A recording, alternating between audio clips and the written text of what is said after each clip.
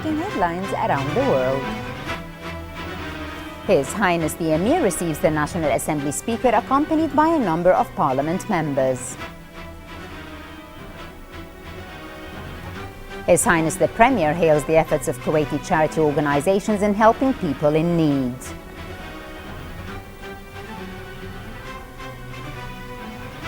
Israel steps up attacks on the Hamas-ruled Gaza Strip as the conflict between the two sides escalates. And Iraq's Prime Minister claims Kurdistan is becoming a haven for rebels as violence claims more lives.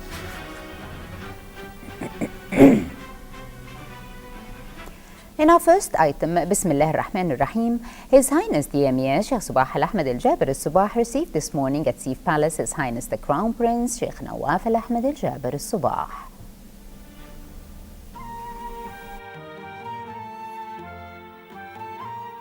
His Highness the Emir also received the National Assembly Speaker Marzouk Ali Al-Ghanem.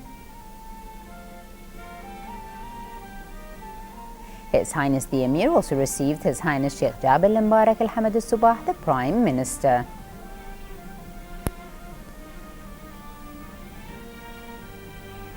And finally, His Highness the Emir received the First Deputy Prime Minister and Foreign Minister Sheikh Sabah Al-Khalid Al-Hamad Al-Sabah.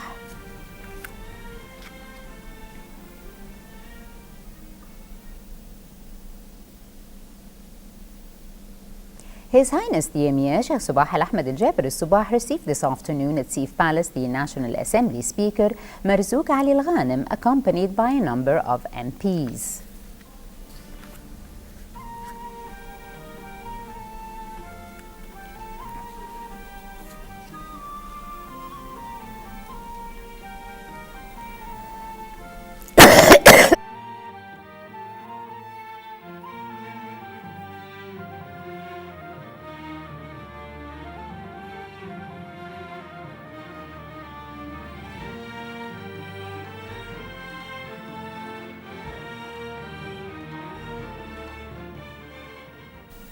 His Highness the Emir Sheikh Sabah Al-Ahmed Al-Jaber Al-Sabah received this morning at Sif Palace the Foreign Minister of the Arab Republic of Egypt, Sameh Shukri, and his accompanying delegation on the occasion of his visit to the country.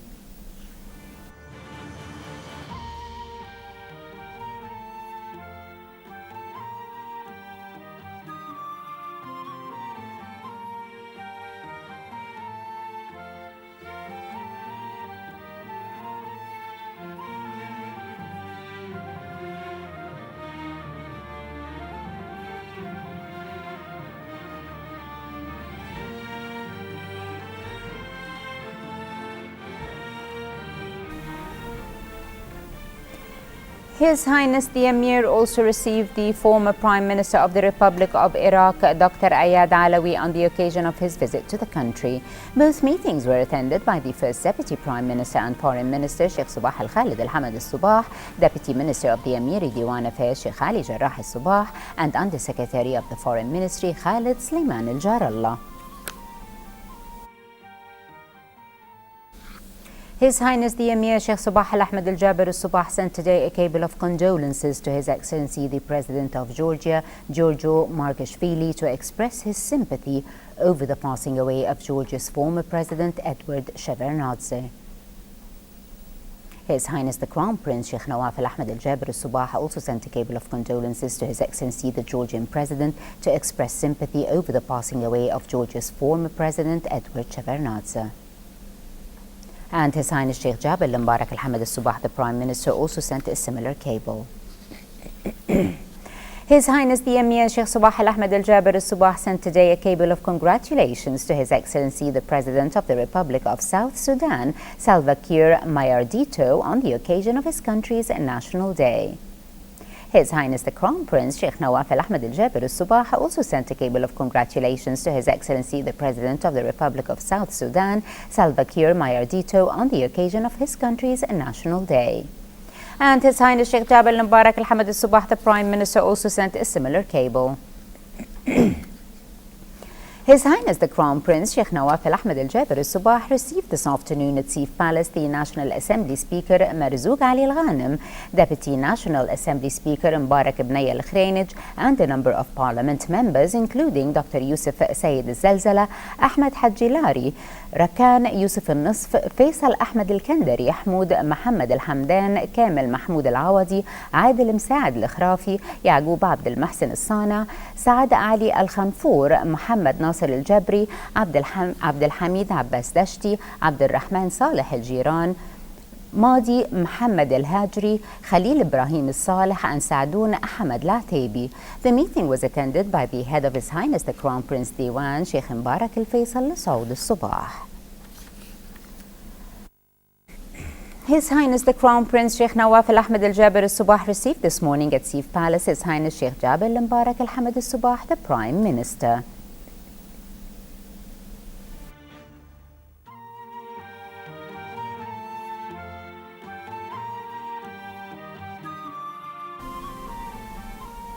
His Highness the Crown Prince also received the Deputy Prime Minister and Minister of Interior and Acting Minister of Awqaf and Islamic Affairs Sheikh Mohammed Al Khalid Al Hamad Al Subah. His Highness the Crown Prince then received the Deputy Prime Minister and Minister of Defence Sheikh Khalid Al Jarrah Al Subah.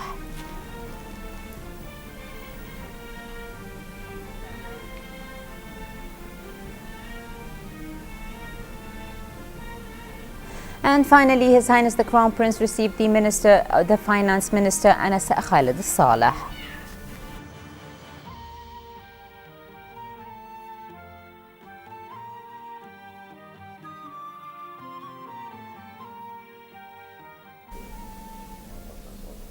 His Highness Sheikh Jaber Al Mbarak Al Hamad Al Subah, the Prime Minister, received today at Sif Palace in the presence of the First Deputy Prime Minister and Foreign Minister Sheikh Subah Al Khalid Al Hamad Al Subah, Foreign Minister of the Arab Republic of Egypt Sameh Shukri, and his accompanying delegation on the occasion of his visit to the country. The meeting was attended by the Director of the Arab Nation Department at the Foreign Ministry, Ambassador Abd Al Hamid Ali Al Faylakawi.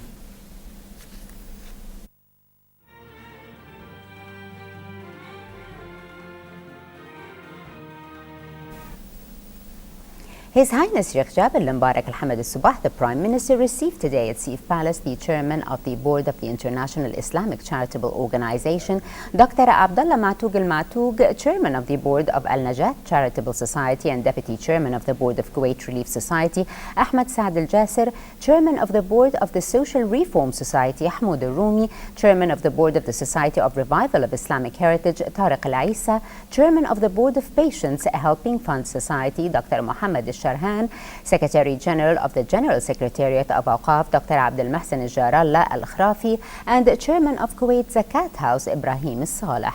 During the meeting, His Highness the Premier praised the humanitarian role and efforts of Kuwaiti charity organizations on the international or the national levels to help victims of poverty, wars, and national disasters. His Highness the Premier also thanked the organizations for accepting the invitation of His Highness the Emir Sheikh Subah Al Ahmed Al Jaber Al Subah to cooperate with the public sector in collecting donations for those in need. The First Deputy Prime Minister and Foreign Minister Sheikh Subah Al Khalid Al Hamad Al Subah received today at his office in the Foreign Ministry Foreign Minister of the Arab Republic of Egypt Sameh Shukri. During the meeting, the officials discussed the latest developments on the regional and international arenas, as well as ways of enhancing relations between the two countries.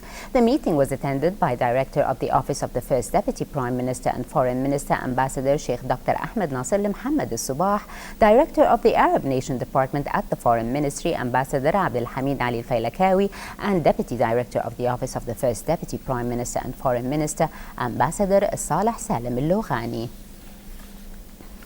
First Deputy Prime Minister and Foreign Minister Sheikh Subah Al Khalid Al Hamad Al Subah received today at his office in the Foreign Ministry former Prime Minister of the Republic of Iraq Dr. Ayad Alawi on the occasion of his visit to the country. The officials shed light on the latest regional and international developments. The meeting was attended by the Undersecretary of the Foreign Ministry Khalid Sulaiman Al Jarallah, Director of the Coordination and Following Up Department Ambassador Khalid Mohammed Al Maqamis, Director of the Office of the First Deputy Prime Minister and Foreign Foreign Minister Ambassador Sheikh Dr. Ahmed Nasser Mohammed Al-Subah, Director of the Arab Nation Department at the Foreign Ministry, Ambassador Abdel Hamid Ali Failakawi, and Deputy Director of the Office of the First Deputy Prime Minister and Foreign Minister, Ambassador Saleh Salem Al-Lughani. Chief Arab League Nabil Al-Arabi called for an emergency session of the United Nations Security Council today in order to stop the violence in the Middle East. Earlier in the day, the Israeli army intensified its offensive on the Strip, striking Hamas sites and killing at least 14 people on the second day of a military operation it says is aimed at quelling rocket fire against Israel. More details with our correspondent in Ramallah, Fatma Abdel Karim. President Mahmoud Abbas addressed the people late last night in light of the urgency of the Israeli escalation in Gaza and the West Bank. Mahmoud Abbas told his people that he will approach all international organizations in order to put an end to the Israeli aggression against the Palestinian people, especially the UN Security Council and the International Quartet. We will head to all international organizations in order to end this aggression. The government will do its best to meet the humanitarian needs of our people, especially in Jerusalem and the Gaza Strip. Abbas and the PLO leadership said they have not stopped contact with different regional and international parties to stand by the people and end Israel's war. The latest Israeli aggression has killed nearly 25 Palestinians and wounded over 100 in the first 2 days of the operation against Gaza. But this offensive is seen as a continuation of the operation that started in the West Bank since June 14th. Since then, the option of resorting to the international organizations has been a popular option. In fact, the Palestinian leadership seemed to look as paralyzed during the past days. The new attempt in order to launch a political and diplomatic campaign on the international levels, and in particular in the UN, is very important in order to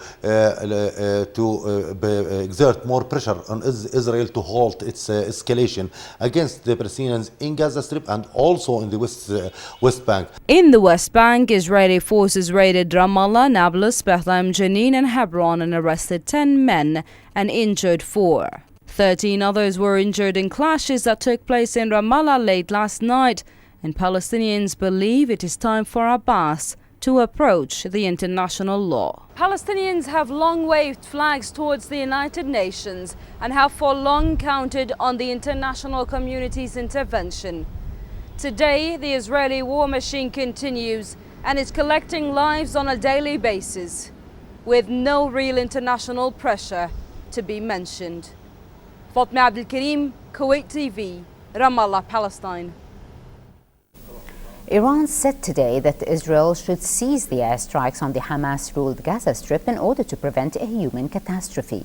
At a regular news briefing in Tehran, Foreign Ministry spokesperson Marzia Afkam said that the Western countries should take a firm stance in opposing the Israeli offensive that has killed at least 32 people in Gaza since Tuesday. Commenting on ongoing talks on Iran's nuclear program in Vienna, she said there was some accordance in opinion between the negotiators, but that progress had been very slow. She added that fundamental differences remained between Iran and the group of 6 world powers, but that Tehran was determined to reach a deal. Iraqi security officials said that more than 50 unidentified bodies were found in the town of Alexandria today. 2 children were among them. Details about the circumstances of the death were not immediately available, and officials did not say when the people may have been killed. In the meantime, the Iraqi special forces searched house to house for militants in the northern district of Samarra. Iraqi Premier Nouri al-Maliki accused the country's autonomous Kurdish region of harboring militants, further ratcheting up tension despite calls for Iraq's leaders to unite against militant offensive. Al-Malki's statement came to damage his efforts to retain his post by turning on Kurdish leaders whose support he needs. 3 Ukrainian soldiers were killed and 4 injured during a shootout with insurgents last night at a border crossing. According to a government spokesman today, the insurgents stormed the border crossing between Ukraine and Russia. Ukrainian President Petro Poroshenko was to face renewed European pressure today to talk to pro-Russian rebels on a truce as Kiev tightened its grip around the rebel stronghold of Donetsk. French President François Hollande and German Chancellor Angela Merkel were expected to push the Western-backed leader on a ceasefire in 3-way telephone talks, but Kiev has until now shrugged off calls to halt an offensive that has reclaimed a string of key rebel towns. And moving on to the local financial news, where for a second day in a row, the 3 main indices of Kuwait's stock exchange ended the trading session with a positive performance as the price index gained 45 points to reach 7,053 points. The KSX 15 index also gained 0.37 points and settled at the level of 1,158 points.